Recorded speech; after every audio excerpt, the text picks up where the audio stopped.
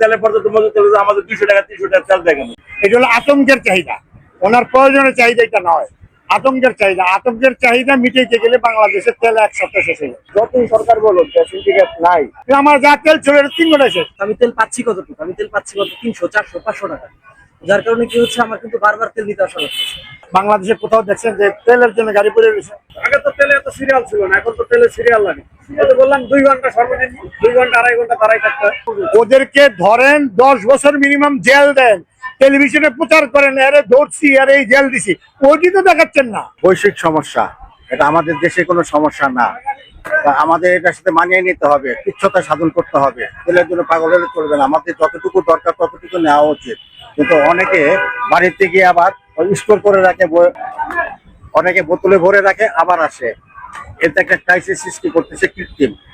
অথচ বাংলাদেশে আমাদের পেট্রোল আমদানি করতে হয় না, আমাদের নিজেদের প্রোডাক্ট মোর দেন 50% আমাদের দেশে অকটেন হচ্ছে। তাহলে আমরা এই কৃত্রিম এই সমস্যাগুলো সৃষ্টি করছি, এগুলো বুঝতে হবে। আমি তেল পাচ্ছি কতটুকু? আমি তেল পাচ্ছি কত 300 400 500 টাকা, যার কারণে কি হচ্ছে আমার কিন্তু বারবার তেল নিতে আসা হচ্ছে। এই বিষয়টা হচ্ছে আপনি যদি কোনো একজন বাইকারে ফুল ট্যাঙ্কি তেল একবারে দিতে পারেন, তাহলে কিন্তু একজন বাইকার বারবার এসে আপনাকে ডিস্টার্ব করতেছে না। আমরা যদি এই ব্যাপারটা বুঝি যে না তেল আছে, তাহলে কিন্তু আমরা ঝামেলাটা করবো না। আমরা ঝামেলাটা কেন করতেছি? তেল পাচ্ছি না, লাইন বড়, যার কারণে কিন্তু ঝামেলাটা করতেছি। আদারওয়াইজ কিন্তু আমরা এটা করতাম না। আপনি ফুল ট্যাঙ্কি করে ব্যবস্থা করে দেন, দেখবেন যে কালকে থেকে কেউ আসবে না। তেলে পর্যন্ত মজুদ তেল আমাদের 200 টাকা 300 টাকা তেল দেখেন। এটা তো আমাদেরকে হয়রানি করা হচ্ছে। বলেন বারবার এসে লাইনে এই যে প্রায় 1.5 ঘন্টার উপরে লাইনে দাঁড়ায় দিচ্ছে, এটা তো আমাদেরকে হয়রানি করা না। এটা আগে তো তেলে এত সিরিয়াল ছিল না, এখন তো তেলে সিরিয়াল লাগে। তো বললাম 2 ঘন্টা সর্বদিন, 2 ঘন্টা 2.5 ঘন্টা দাঁড়াই থাকতে হয়। কারণটা হলো হয়তো সিন্ডিকেট করতেছে, ডিপোতে হয়তো পর্যাপ্ত তেল আছে, তেলেরও সরবরাহ করতেছে না, হয়তো কালো বাজারে তেল নিয়ে সিলিমিলি করতেছে। ইসরায়েলের যে যুদ্ধটা, এই যুদ্ধটা মূলত যদি না বন্ধ হয়, মনে হয় না তেল আগের মতো স্বাভাবিক পর্যায়ে মানে পাওয়া যাবে পর্যাপ্ত।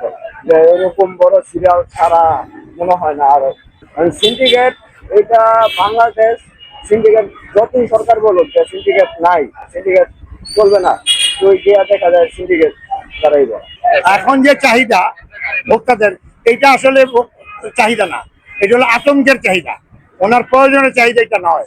আতঙ্কের চাহিদা মিটাইতে গেলে বাংলাদেশের তেল এক সপ্তাহ শেষ হয়ে যায়। আর যদি মানুষের যেটা প্রয়োজন, সেই প্রয়োজনের তেল নেয় সরকার, আজকে যেটা আছে এটা যদি বসাতে হবে। এই পরিস্থিতিতে এই সংকটকালীন সময় সরকার বলছে তাদের কাছে পর্যাপ্ত তেল আছে, কথা 100% সঠিক। কিন্তু এখন আমাদের সমস্যা হয়ে গেছে কি, যেমন আপনি দেন লাইন, এত বড় লাইন কোনদিন কোনো পাম্পে দেখছেন? দেখেন নেই। কেন দেখেন নাই? ওনারা এখন প্যানিক বাইং, হ্যাঁ তেলের দাম বেড়ে যেতে পারে, তেল শেষ হয়ে যেতে পারে, এই কারণে এই অবস্থাটা হয়েছে। আর সরকার চাচ্ছে যাতে দেশটা তেল শূন্য না হয়ে যায়। কারণ এই অবস্থা যদি সরকার যা তেল আর সব দিয়ে দেয়, তাহলে আপনি 15 দিন পরে আপনার সরকারকে রাখতে থাকবেন, তখন দেশটা চলবে কি দিয়ে? এই জিনিসগুলা ভোক্তাদের আমাদের সবার বোঝা উচিত। বাংলাদেশে কোথাও দেখছেন যে তেলের জন্য গাড়ি পড়ে রয়েছে? দেখছেন? দেখেন নাই। এর মানেটা কি? সবার কাছে তেল আছে, তেল নিচ্ছে, তেল চালাচ্ছে, কিন্তু তারপর তার আরো দরকার। এইটা তো ভাই সঠিক হলো। It's not fair two government, two anybody. আপনি দেখতেছেন তো, আপনাদের সামনেই তো আমার তেলের গাড়িটা আসছে না? তাহলে আমার তেলের গাড়ি আসার কথা সকালে, আমার তেল তো থাকার কথা, আমার সারাদিন থাকবে। আমার তেলের গাড়ি যদি সন্দেহ আসে আমি চালাতে যাবো, কিন্তু আমার যা তেল ছিল এটা 3 ঘন্টা শেষ। ওই যে যার দরকার তার তো নিচ্ছে, ডবল নিচ্ছে। এই অঙ্কটা আপনারা মিলিয়ে নেন, তাহলে সুন্দর হয়ে যাবে। কিছু অসাধু ব্যবসায়ী তেলটা মজুত করে রাখছেন, আপনি তাদের বিরুদ্ধে কি বলবেন? ওদেরকে ধরেন 10 বছর মিনিমাম জেল দেন, টেলিভিশনে প্রচার করেন আরে ধরছি আরে এই জেল দিছি, ওইটি তো দেখাচ্ছেন না। ধরে জেল দেন, জরিমানা করেন, লাইসেন্স ক্যান্সেল করেন। আমি তো বলছি আপনাকে এক কথা, সমস্ত বাংলাদেশের জন্য প্রযোজ্য। আমি সমস্ত বাংলাদেশের পেট্রোল পাম্প অনার্সের প্রেসিডেন্ট, আমি দায়িত্ব নিয়ে বলছি, যদি কোনো পেট্রোল পাম্প বা কোনো তেল ব্যবসায়ী লাইসেন্সধারী, সে যেই হোক, পেট্রোল পাম্প মালিক হোক, চোরাই ব্যবসা হোক, ধরেন 10 বছর জেল দেন। আইনের বিধানে যা আছে তার সর্বোচ্চ শাস্তি দেন। জনগণের ভোগান্তি করে এই লোক এই বাংলাদেশের দরকার নেই।